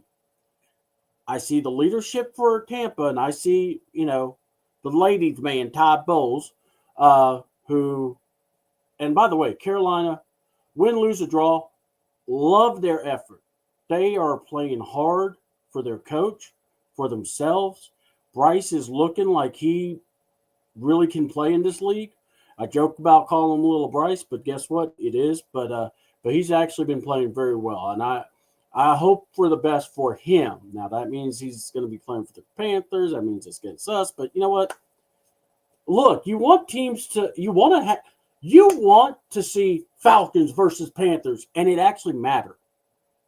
Not a game where you're just throwing it away. Like, who cares? No, you really want that game to matter. You want to have some competition. Because if you play in a division where all you have to do is the bare minimum to win the title, does that really feel anything? So that's where I feel about that. So I'm glad to see Tampa versus Carolina. I love division games at the end of the year. I do. Now let's talk Falcons and Commanders. This game is all about Raheem trying to compete with me. Does he have a snowman hat on? Does he have a Santa hat on? No. Does he have an old snap hat shirt on? No. So He's what? like, wait a minute, guys. I'll take questions. No. Oh, if he does that, I'm coming. I'm going to show up like that meme where the guy just tackles that one dude out of nowhere. It's like, how dare you? But no, seriously though. So I need to see everybody. And like someone was saying, Drake may not play. I'm going to tell you, if Drake's breathing, I think he's playing. Yeah. I can't see him sitting down or in sweats going, all right, guys, yeah, come on, guys. No, that boy's like, tape it up. Let's go. Come on. I got you, Mike. Because that's the kind of guy we need to build around. And then you got a guy like Bijan. I got to tell you, if we do this right, this could be Bijan's coming out party. I truly believe that. Zach, look, we've gotten on to you. Now you got this rookie. You could tell he's doing a little bit more with the playbook. So now I need to see how much you got for Bijan and Algier. Dude, if we can just dominate the line of scrimmage, it's not going to be easy, but my thing is this. I just need to see us in this game, and to me, this is our future now. The future is now. You're going to see London, you'll see Bijan, and you're going to see Penix.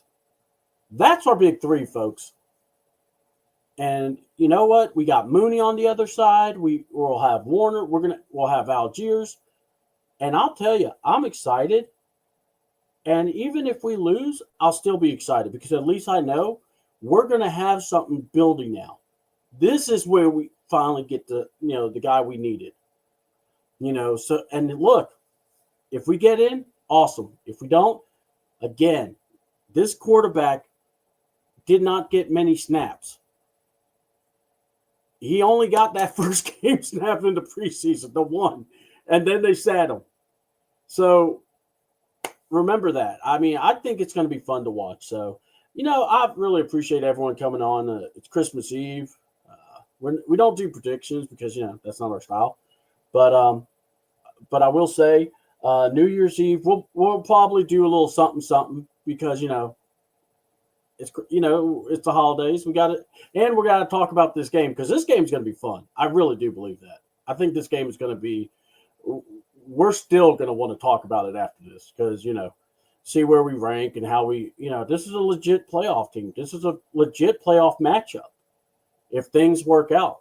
So let's see what Carlo's writing. He's like, it's a resurgence of energy because they know Mike is a game changer. Everyone wants to be a part of it. Carlo, I cannot disagree, or I cannot agree more, man. You are right on the button on that. And yeah, they want to be a part of it. When you look, it's like this. We got a quarterback now. We drafted a quarterback in the first round, and he could throw that football. So I'm pretty confident everybody on that side of the offense is going, hey, Mike, hook me up. Hold on. Even Dwayne Dorelli probably walked past him. Look, man, I'll be open if you need me. I may be about 5 yards in a cloud of dust, but I got you. And, and Warner and, one move I wish we would have done, though. I wish we would have gotten Washington from Georgia. That big 6'9", about 250, 275 tight end.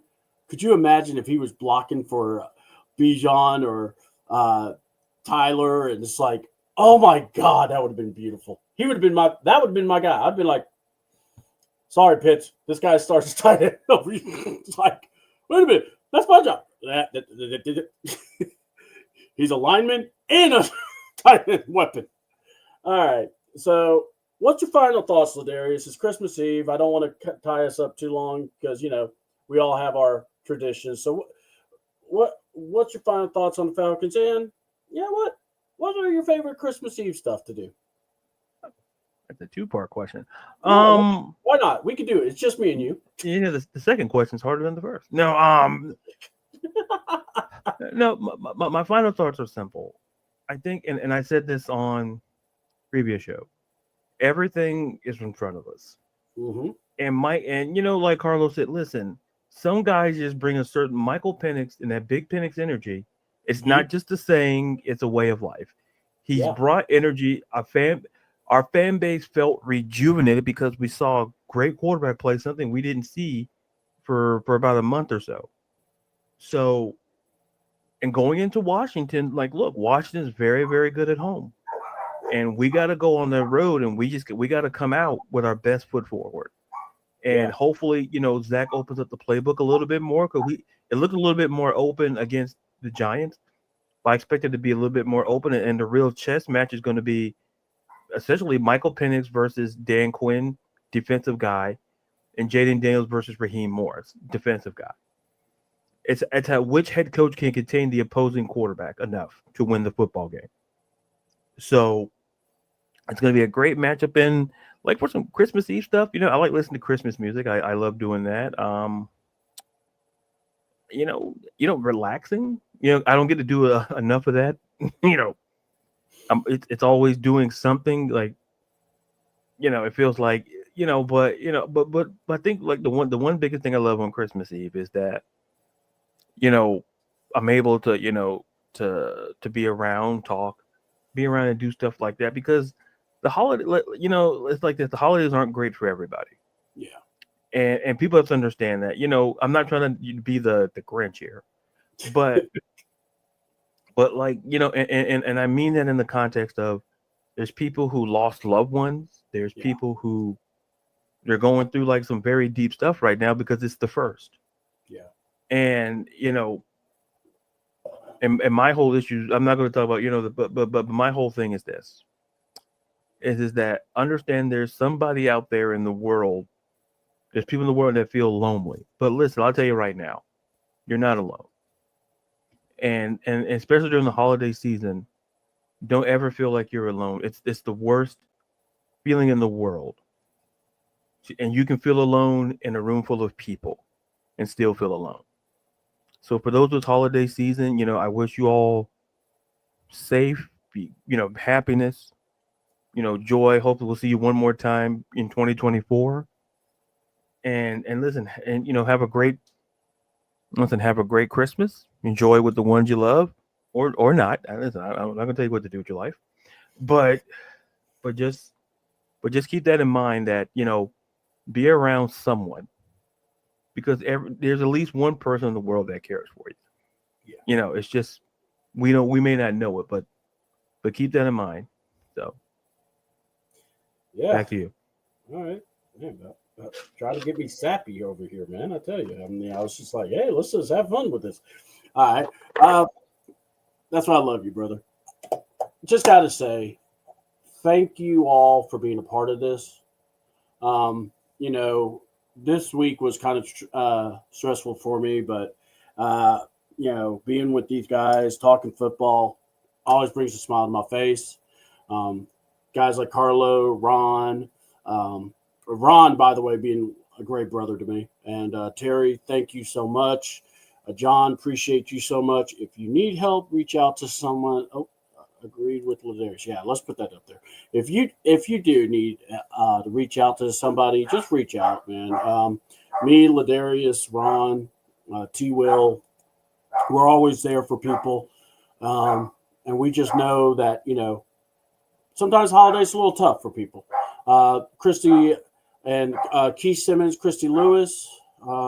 Just want to make sure I got through everybody. Dre Harrison, thank you so much. And yeah, thank everybody. Whoever came across this show, thanks for hearing us out. We had a great time talking football. And I will say, my final thoughts on the Falcons is simple. Win, lose, let's just see this kid. All right? If we win, don't get me wrong. We're going to celebrate. We're going to be talking it up. It's Big Penix energy. It's do-rag season. We going to the playoff. We're going to win it all. Yeah, we'll have all that big talk. But man, if not, but he's playing his, playing his tail off. Team's playing for him. Hey, that's cool with me, because we finally got a guy that we can look at since Matt Ryan and know, God willing, this guy is going to be our starter. And not only that, he's got a good head on his shoulders. I mean, I like hearing what he has to say. And look, I will say this. I'm actually praying that Kirk Cousins would consider staying, because I still think he would be a great influence on Michael Penix. Look, the story got written the way it's written. We just now have to keep going. And look, Kirk, it ain't too late. Things may happen, and you may have to come in and help us. That's just the way this game goes. So, want to say that. And then also, man, my favorite Christmas stuff was, as a kid, I would love going and seeing my cousins. We would have Christmas music on, seeing my family getting drunk. And, at the time as a kid, I thought they were just drinking fruit punch, but, I found out it wasn't so fruity. But it was funny because we would hear Christmas music. We would hear dancing, Spanish music, and, they were always dancing together. I would see my dad dancing, and my dad's like this stoic man. But it's like to see him enjoying Christmas and, being with our families. That's what it was about. Having just so many great memories. And, even with our family, even being a small family, we still have, traditions like tonight, me, my daughter, and my son, and my daughter's husband, and maybe my son's girlfriend will all sit in the couches in the living room. We're all going to watch Polar Express and make fun of it, because that's what we do. Look, at one point, it's like we watch the movie and we go, "Aw," and then by the point last year, we're drinking boozy hot chocolate, and my daughter's going, "Yeah, she was trying to sleep with that white boy. That's what it was." And I'm going, "Would you stop?" But that's what happens when your daughter gives you boozy hot chocolate. So, but still, it's a tradition, unlike any other. So, But yeah, just enjoy time, guys, because last year, I'm going to say this. I may be getting a little sappy, but before I started doing these shows, I did wrestling podcasts by myself, and I had a crew. And then stupid things happened, and I stopped because I got depressed, and I didn't want to do podcasting anymore. I felt like my voice was no needed to be heard. And then I stumbled upon Falcons content because I got sick and tired of listening to the radio. And this is what I was talking about, Terry. You don't know the whole story. But I listened to the radio, but then I started getting mad because I went, you're not seeing it from my point of view, and you won't let me talk. So I'm just even more frustrated. And then I meet this guy, Ladarius. There we go. I meet this guy, Ladarius. No, it's like I have my finger, but it was pointing at the window, but it's like it points at Ladarius. But if I point this way, I'm pointing at the calendar, but it's pointing at the window. So, but I met this guy, Ladarius, thanks to Berto, and we talked wrestling. We were watching wrestling. We had a blast. I mean, I love talking. I mean, you didn't get offended with me by saying, lotion time and also Rhea and how we were all in love with her. So I was like, I think this guy and me can work this out. WrestleMania was fun. And then it was like, I got talked into, and the guy's like, why don't you do your own stuff? And I went, I battled depression. I don't want to go there. Like, no, try it, man. This has been my first full season doing shows on my own. And I want to say it's been the most fun. I'm 48. 47. I'm going to be 48 in the next cycle, but in September. But it means the world to me because having guys like Ron, Ladarius, having guys like Terry, having guys like, John Harris to talk to, Bigelow, Berto, Smitty, you guys really were a big part of it to help me going to the content creator, meeting everybody. And it just means the world to me. So I hope y'all really appreciate us. Please like and subscribe to the page. We will be back again. But I wanted to share that because basically this Christmas was a really hard Christmas. We had jobs issues where I didn't see the person I'm with pretty much 24/7. So, and my daughter was in the car accident. My son was in and out of the house, so I never got to see him. So now he's coming back. He's got a job now, and then daughter and them, they're still trying to find a house. But just wanted to say thank you guys because through all the craziness, you guys actually made it kind of seem very relaxed. And that's why I was able to come here, smile, make jokes, wear Christmas hats, do rags, whatever I need to. But I just want y'all to know I have much love for you guys. So before we kick off, Ladarius, let's tell the good people where they can find you, bro. You can find me on Twitter and TikTok at Ladarius_Brown. Instagram, Ladarius _Brown. Writer, editor for Beyond Women's Sports.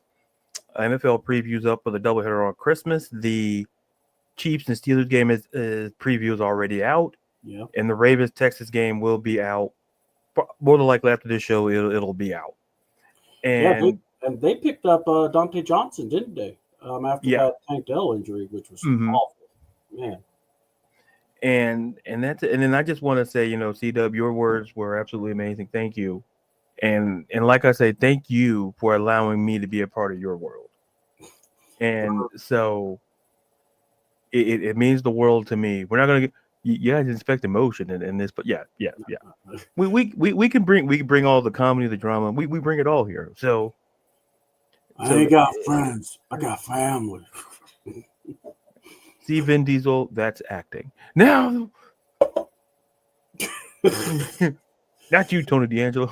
He's an actor too? Okay, he's good with fine. Hold on. That Nuncio, though, you watch out for, by the way. I mean, look, we don't have a wrestling review. We don't have a wrestling review. But because Ladarius is here, and like I said, I don't know how we're going to do, next week. So let me just go ahead and ask. So you saw Raw last night, I believe. Mm-hmm. So EO is now in the final four. So who Mm-hmm. is your pick? Who's going to be your pick for the finals? And who do you have ultimately winning the Intercontinental title for the women's? Oh wow! I wrote a piece about it for Beyond Women's Okay, Sports, cool. and it, man, this is going to be super hard. I think we could more than likely see a damage control final. I think we Ooh, see. I think we see Dakota versus EO in the final, okay. and and I see Dakota winning it. I think that's just my prediction because if we go along the same path as Chelsea Green path, Yeah. I think Dakota Kai more than deserves it for all the. It's not just for that. It's because you look at their body of work and look what they've done across multiple shows. It's like you feel right doing it. EO is more than accomplished. EO one day will be the women's intercontinental champion. But you have the inaugural champion to have that to be the first name that you see, forever. Yeah. I think it's going to be Dakota Kai.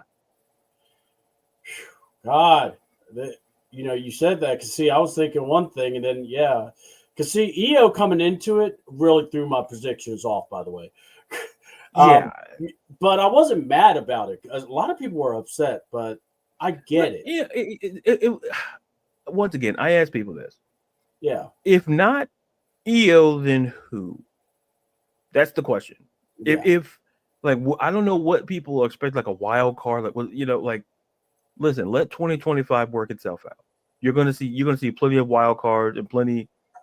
We're good, but EO was the sound choice, the safe choice, and the right choice.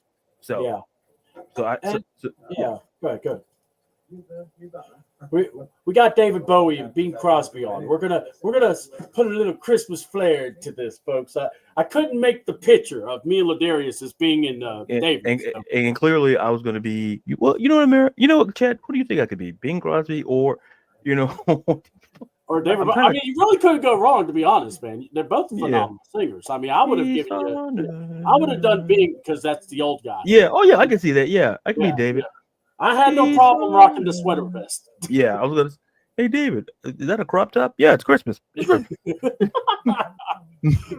I mean, this is one of my favorite Christmas songs that I always listened to as a kid, and I always liked the banter between the two. Yeah. So it's one of those. But I gotta say this, man. So the women's Intercontinental title match. First of all, I love that EO is in it. The thing with Kyrie, I think, was brilliant how they wrote her off. But yeah, I got to go here because at first I was like, oh, so EO's probably going to win this. But then I'm like, look, if they do that with EO versus Dakota and Dakota wins it, I would not have a problem with it. I would actually go with that.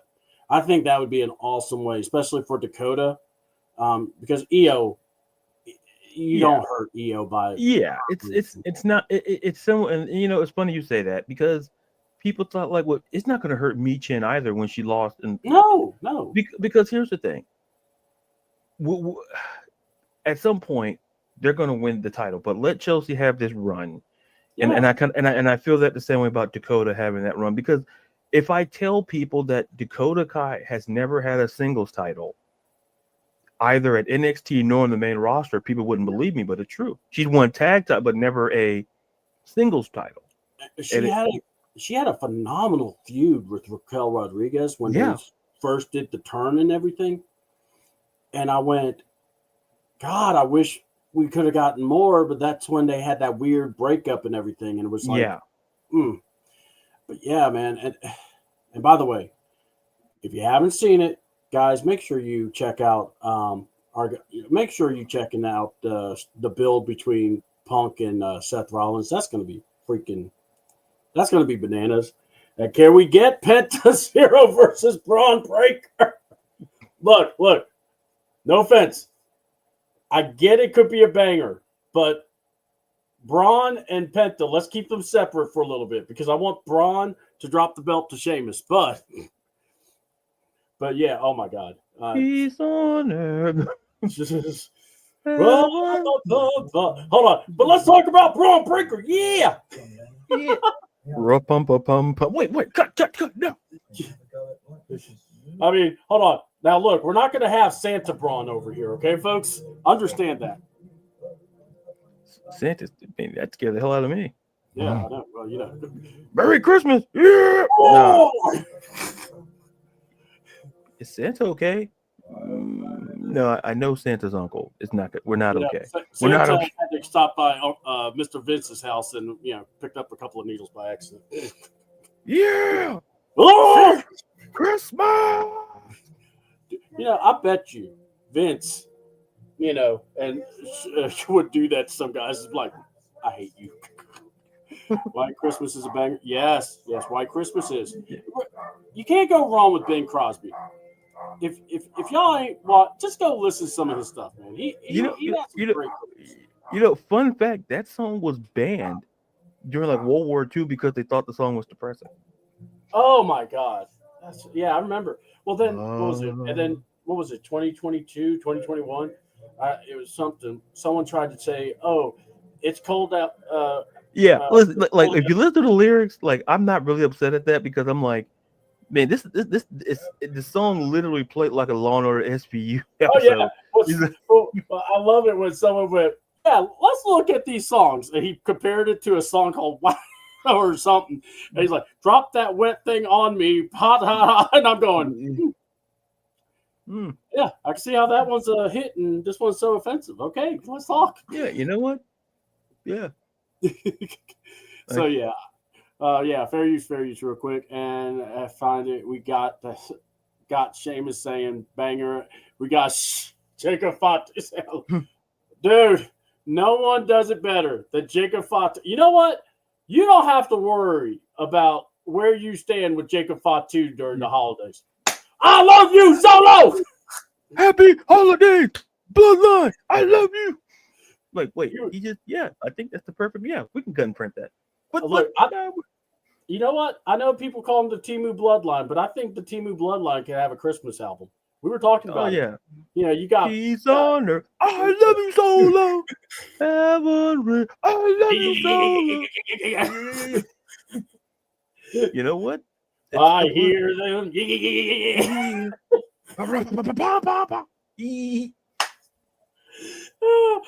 got that. Yeah, you got my boy Solo dressing up like the Weeknd. I'll take him from here. And we going high. Wait, he's really singing a Weeknd song? All right, listen. It's like, dude. Listen, the Bloodline collection from Sears. Oh, dude, it would make money. You could print money with that, and then you could even have Paul Heyman, singing his ode to Roman Reigns, "Oh Holy Night." Oh, my tribal chief. My tribal chief. Holy night. I love you. Wait. You're on the wrong song. Oh, sorry, wrong. No, it's the studio down the hall. Thank you. Can you direct me to the vending machine? Yeah, it's next to the. Yeah. Thank you. By the way, I love you, Solo. No, take that down there. Like I said, find you someone that loves you more than Jacob Fatu loves Solo Sikoa. Listen. Solo better watch his back. I've seen Lifetime movies. Listen, yeah. He's got a real one, all right. I love you, Solo. It's 3 a.m. What are you doing here? I lost my car keys. I ran 5 miles. Wait, I thought you stayed on the side of town. I moved close to you, tribal. By the way, okay. See, like I said, we're gonna bring in a little wrestling into this because you know what, y'all know that we can do this. But what's great is you got now Fatu has his hoodie over his face and just you see his mouth, and I'm just like, dog. And hold on, and then he's walking. And I'm like, dude, stop. I love you. And then you got his homie on the other side. He's on her. Can it be the Temu Bloodline has come to the house. Don't be afraid. Actually, be a little bit afraid. No, Think I peed in my pants. clean that up. Oh my god, I love it. Like I said, the Timu bloodline is what's right with WWE. They show more of a team effort than the old bloodline. Roman, you can take notes. Roman, a nice sweater and a Christmas album could save you. Just saying, if he wore the National Lampoon's vest thing, and has the milk glass with the reindeer on it.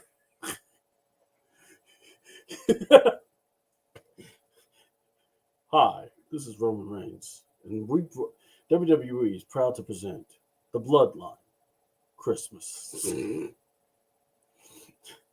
He could do a whole. You got Jay, Jimmy. They'll do something together. Yeah. Wait, Sami Zayn's Canadian. He can do Shania Twain. Yeah.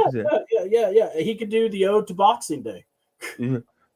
I'm gonna take something from the Shania Twain album. That's not part of the. It's still Christmas. I want to sing this directly to you, Roman, because we had our falling outs. I want to let you know. Looks like we made it. Look how far we might have took the long way. They said out there that we'll never make it. They were probably right, but just look at you're still the one I want to go to war games with. Ooh, you're still the one I want. Oh. Man, these guys love the song. Keep singing. Come on! We need more. I love you. Jacob, wrong show. See, that's what WWE's missing. They're going to be on Netflix. Give them a variety show. All right? You got and let Dirty Dom be the host of it. Why not? That mustache can host it on its own. Hold on. Jacob can point me to the cover sheet. Yes, Jacob is that way. Thank you. I love you. That's exactly it. John got the impression. He got it. I love you. Jacob Fatu say, I love you. In the back of the Shania, so you got look like we made. I love you. Jacob, you gonna sing this? Oh, I'm gonna sing a Shania song. I'm keeping you forever and for all. I love you solo. Well, you can't add that in. Yes, I can.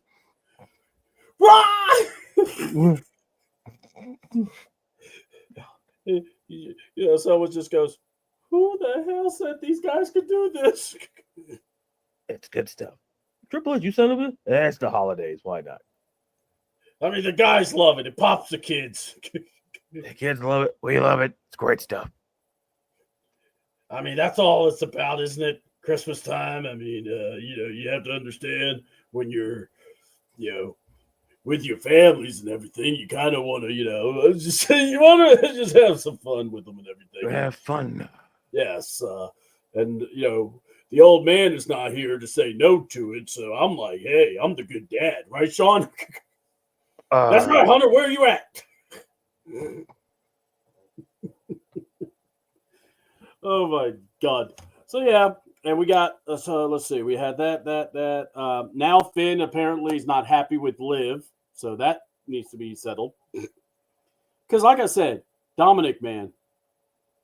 By the way, JD Santa Claus. We now know where he holds the naughty list. Listen, I knew that was JD because Santa's forehead's never looked that big. I was like, oh, that's JD. Yeah. Unless Santa got something to do to Mrs. Claus. I love Europe. Yeah, specifically what part? That's not important. They love me over there in Ireland. What? What are you trying to say? Ireland, Scotland, they love me over there. I made my round over there. It was really awesome. I was so happy. I was solving the case of the I was, making my own toys with another lady, and let me tell you what happened. Well, what happened, Santa? None of your business. I'll take him here. Peace on earth. Santa Scrooge. Hold on. In the words of Vince McMahon, it's great stuff, pal. Just give Liv some chicken tendies, chicken nuggets with some dipping sauce. I mean, we'll be right back. What's the dipping sauce? We'll be right back. We'll be right back. Yeah, to be fair, this is why we love Dominic. Dominic, you are our tribal chief. Oh God! Now I need that to happen. We need Solo Sikoa to have Dominic on his team. I love you, Dominic. Does it ever end? It doesn't. It doesn't. Jacob Fatu, and look, y'all think this is a bit, but let me tell you something. This man can back up everything he does. He can say this goofy stuff, and no one would have no problem with him. The Samoan werewolf, man, he's something. I love him. I do. He's awesome. Yeah. We snuck in football and wrestling. That's your gift, folks. That's your gift. That's the gift of Ladarius and CDouble. All right, folks. It's been 2 hours. We were going to go one, but you know what? Yeah. We gave you a little extra. So we hope you liked us. We appreciate y'all. Enjoy the show. Like, subscribe, leave a comment at the end of it if you like. Put us in that algorithm for both of us. Check out Ladarius underscore, or is it Ladarius underscore on YouTube? Is it that way? Oh, it's I think it's just my name. Ladarius. Okay. Yeah. All right, Ladarius. It's like Ladarius B. Yeah. So yeah, Ladarius B. Yeah, I was it. Yeah. Yeah. So just make sure you add him and subscribe to his channel, and then same here, CDouble 28. And guys, just stay tuned. You'll see us. We'll make sure to make announcements on our Twitter and our Facebooks. But till then, Merry Christmas. Have a great time. God bless. See you all.